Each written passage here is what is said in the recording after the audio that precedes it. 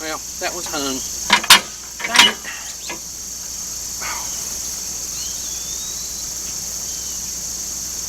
Be okay. Shorten this.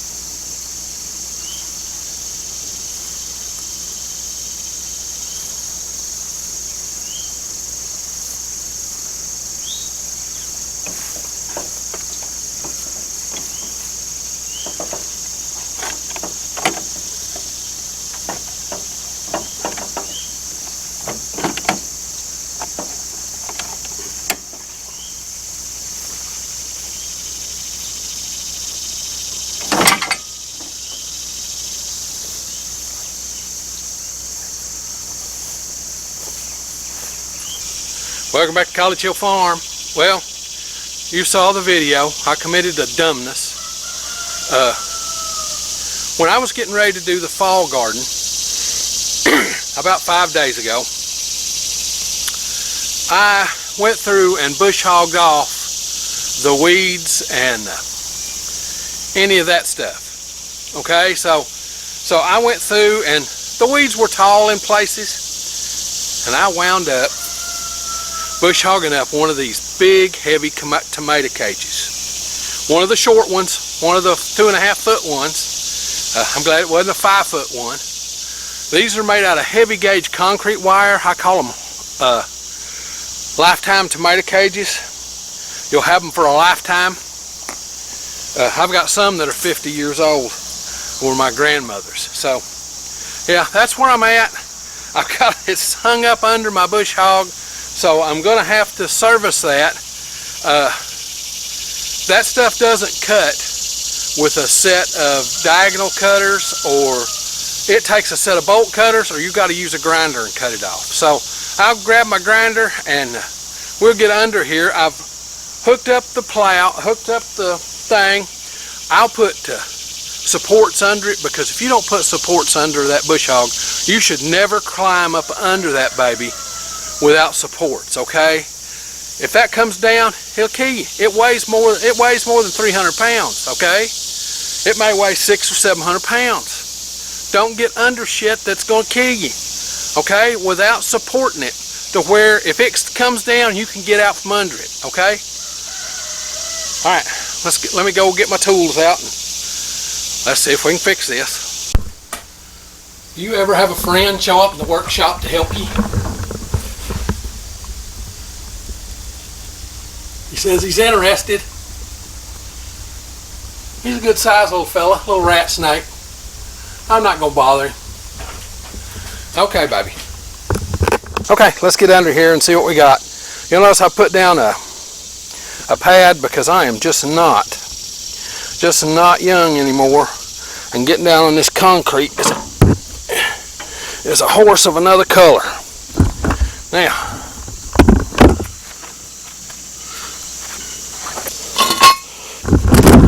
Now, before I even put my head under there,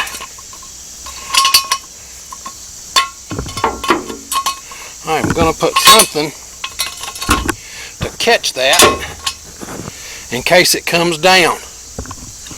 Okay, now let's see what we got. Oh wow, okay.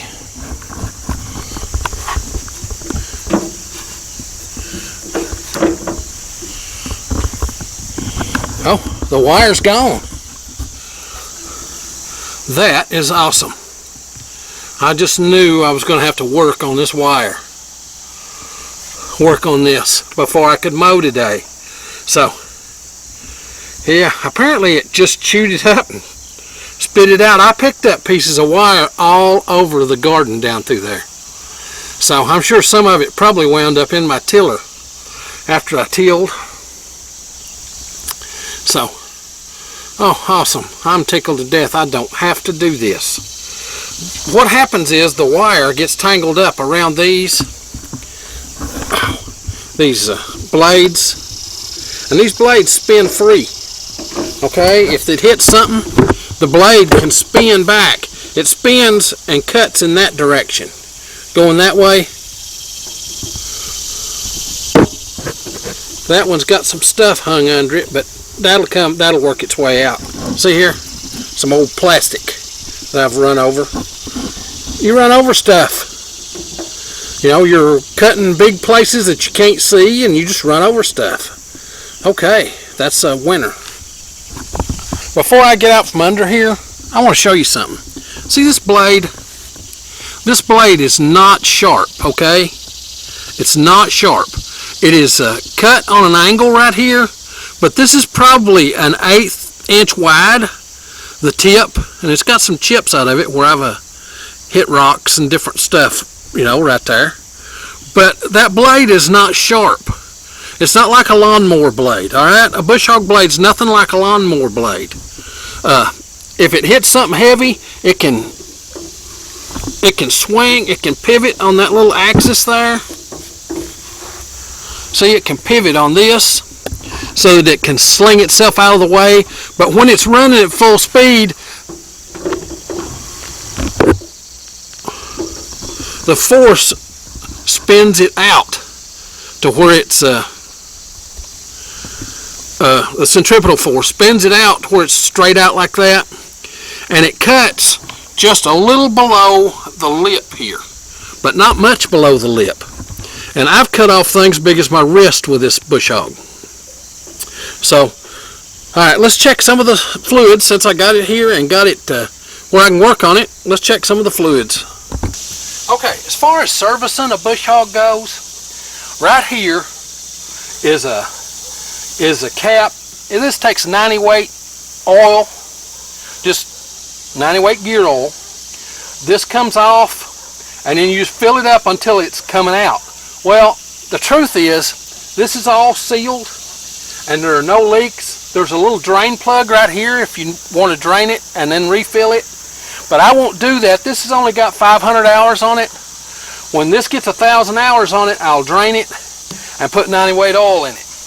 The only other things to service on it are up here on the shaft.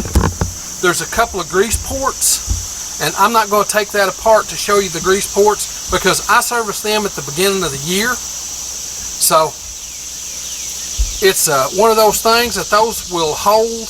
They're good for a year. I service them once a year, but I've got to work on, see that pin right there? How it's pointing up? I've got to tighten that pin back down. It comes loose all the time. I hate it. See, right there's what I'm talking about. It's plumb loose, so I've got to tighten that up. Let me go get my impact gun. I forgot one other service point before I went and got my stuff to fix that, and I'll show you that here in a minute. But I forgot one other service point. Right here on this back wheel, see there's a grease fitting right there? I do that every spring. I fill that grease fitting up, and I've done that there. There's a grease fitting in each end of this, and I've done those, so they don't need grease. So it's been serviced, but I still got to fix that. See how this one's nice and straight? Okay, it's a shorter bolt. That one's longer, so it's not setting straight at all. So, all right, let's do it. Okay, before I can tighten this up, I will let this down and take the pressure off of this. That'll make life simpler. So,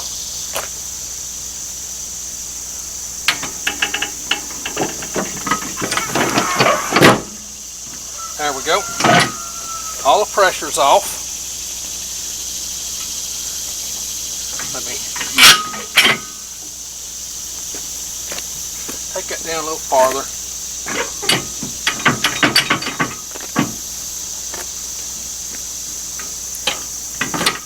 See how that moves?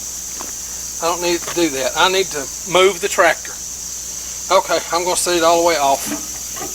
I don't want to do that, but That's what I'm going to have to do. Alright, I'll move the tractor. I don't know, I think I can do this without moving the tractor. I don't think that's going to be necessary. So, get this plugged up.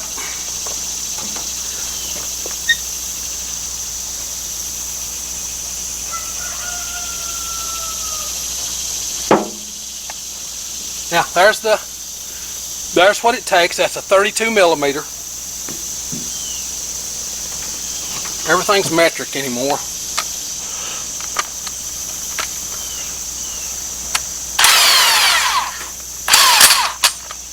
Okay.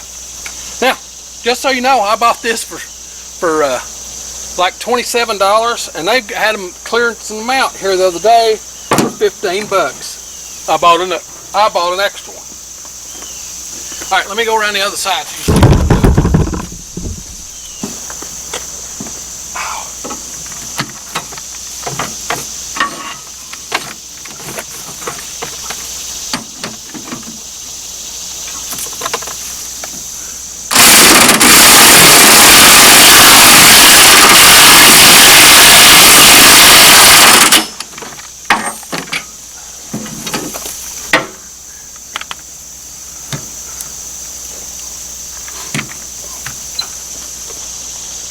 Okay, see, that still wasn't enough.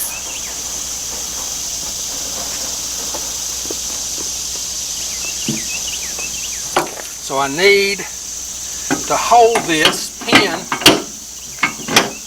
so that it can't spin.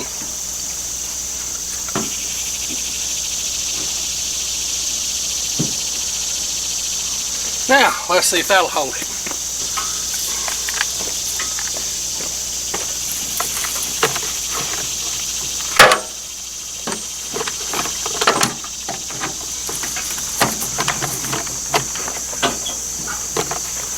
On there.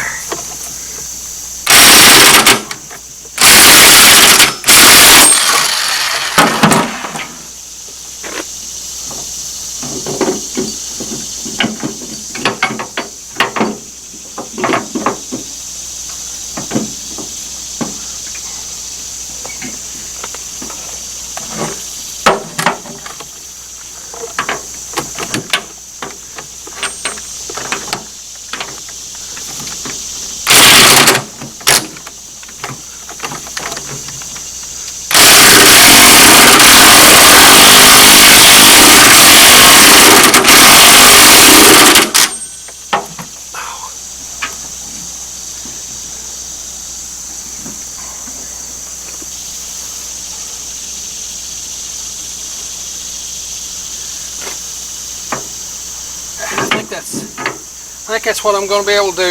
It needs a new pin. I think the pin's a little bent too. Okay. That'll have to do for now. I don't know about you, but I love homesteading. Every day it's something different. When I disconnect from the tractor, I'll try and get that a little tighter, but I'm not really too worried. It's not going to come loose. It's sandwiched in between that quick hitch, so it's not going to come out of there. But you know, I would like it to be a little straighter. That way it sets a little straighter. But it's all right. It's a bush hog. It's not a finish mower. Okay? So yeah, I love homesteading. It's always something different. I'm just glad I didn't have to cut that wire out from under this thing, because that is a pain. I've had to do it 2 or 3 times since I've lived here.